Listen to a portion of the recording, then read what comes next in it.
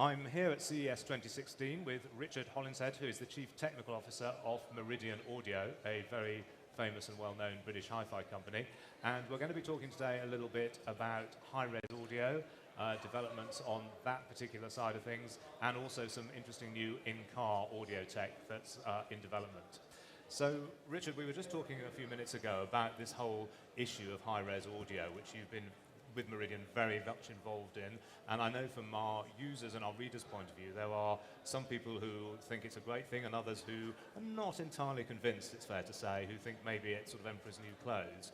So can you just explain to us a little bit about the sort of work you've been involved in and why you think it's so important? Yeah, I think Meridian's been involved in the whole high-res argument and high-res technology since about the turn of this century, both with DVD audio and then on into Blu-ray. We produced the Meridian lossless packing, which went on to become Dolby True HD. Yeah. So we're very much on a convinced side of the argument that this is a good thing. But there have been a number of scientific papers bringing that into question over the years. But I think that argument is gradually being won. And if you do, for example, a review of the literature overall now, you would come to the conclusion that there was really something there. Yeah, okay. I mean, one of the things I think, you have the benefit, obviously you're developing sort of very high-end, sophisticated audio products. Do you think high-res audio is something that will always remain just at the sort of high end of the audiophile market, or do you see it filtering down more into the mainstream? I think it will filter more down into the mainstream. There is a thirst for quality, both in the recording industry, from the music industry, and from consumers. And one of the things that is helping with that is the Japan Audio Society's high resolution mark, which is giving you some assurance of quality within the entire system that you are going to get a high resolution result. That's really rather important because very many of the experiments that got a null result, in other words, that said that high res really wasn't very helpful, a lot of those were based on equipment that wasn't really up to the job. Yeah, okay. But, I mean, one of the challenges that, people like you and I have is for a younger generation that's brought up on, listening to music on smartphones, using cheap in-ear earbuds or whatever, most of it's low-res MP3. You've got a generation of people who sort of think, well, that's okay, I'm used to that, that's good enough. So how do we sort of get them excited about and interested in high-res audio? Because that's quite tricky, isn't it, to get those younger people involved? I think it is, and you're really talking there about route to market in a sense of how do we present these high-performance technologies. And that's one of the reasons that Meridian is concentrating on the custom installation channel, which is really a situation where people can begin to understand and experience high-performance audio. Okay. Now, we've talked a lot over the course of this morning about sort of high-res audio and streaming, but I know Meridian recently launched the latest version of their flagship CD player, and it's interesting. So you guys obviously believe there is still a market for CD and that there is still, a life in the format, basically. There is. I mean, the interesting thing about CD is that, in a way, it was just good enough to be a high-fidelity format. Which means it still has great potential, and it's still really where the catalogue is at the moment. Really, with the exception of a couple of the CD quality streaming services like Tidal, if you want a broad catalogue of good quality audio, CD is still the place to go. So for that reason, CD player is still a very valid concept. Yeah. So you're going to stick with making CD players for a while yet, you think? Yes, we'll keep with them, and of course we make music server software that allows you to import your CDs and access them more conveniently as well. Okay. Now, the other area that Meridian is involved in is in-car audio. Obviously, you do the in-car audio systems for Jaguar Land Rover. Yes. They're a big client of yours. A lot of new cars now, you can specify a higher quality system in the car with better speakers and better electronics. But I understand you're looking at the issue of the actual source material, because a lot of the time people are probably just streaming from their phone via Bluetooth, and that isn't necessarily the best quality product to do it with. I think that's right.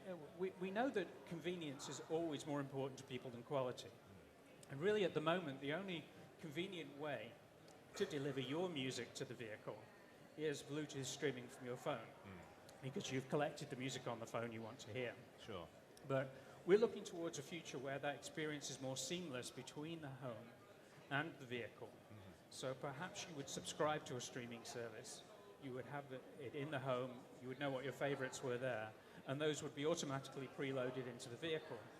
And then even better than that, you might be able to move from the vehicle to the home and have the track pick up where you left it off. Oh, that'd be quite cool, wouldn't it? There's a demonstration that's been put together down at the convention center on the Intel stand. I haven't actually seen it yet because this is very early in the show. Yeah.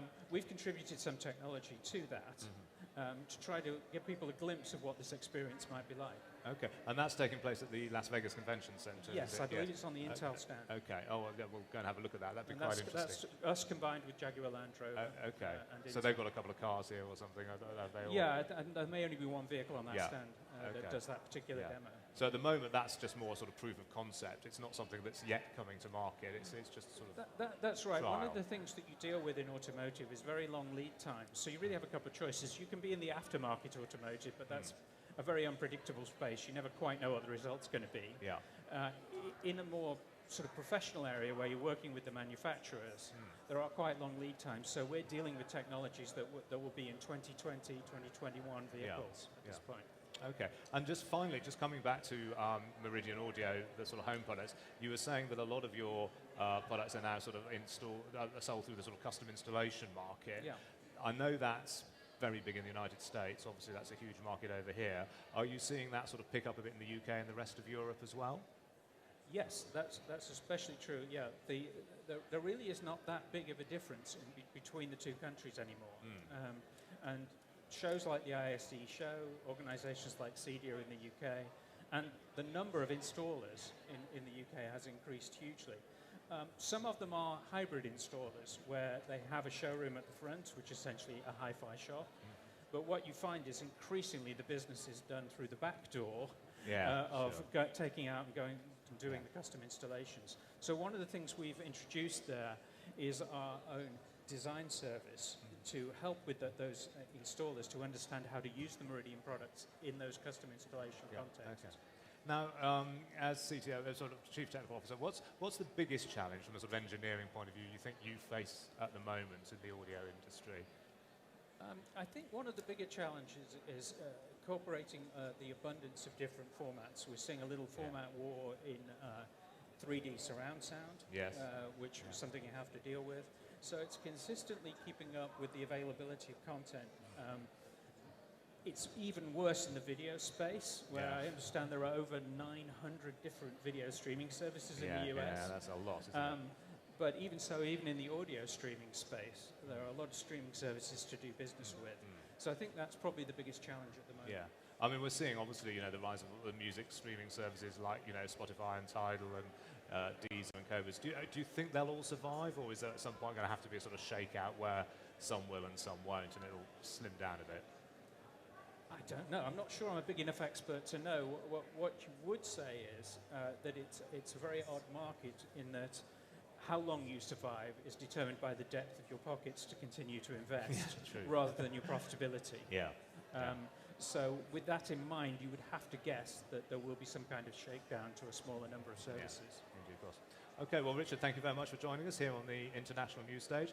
We'll be doing more interviews and have some more product show and tells here on the stage in Tech West later on this afternoon.